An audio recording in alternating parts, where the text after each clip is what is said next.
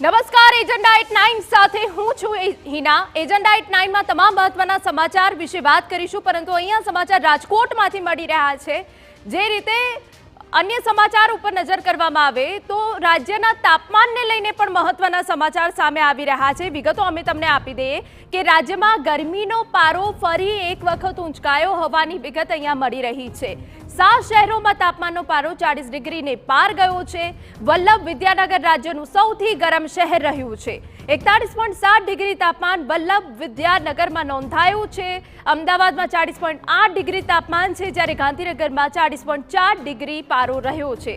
5 દિવસ સુધી ઠંડક રહ્યા બાદ ફરી ગરમીનો પ્રકોપ જોવા મળ્યો। ગુજરાતમાં હીટવેવ એક્શન પ્લાનની અમલવારી શરૂ થઈ છે। આગ ઓગતી ગરમીના કારણે શાળાનો સમય 7 થી 11નો કરાયો। રાજ્યની 40,000થી વધુ શાળામાં આ નિયમ લાગુ થશે।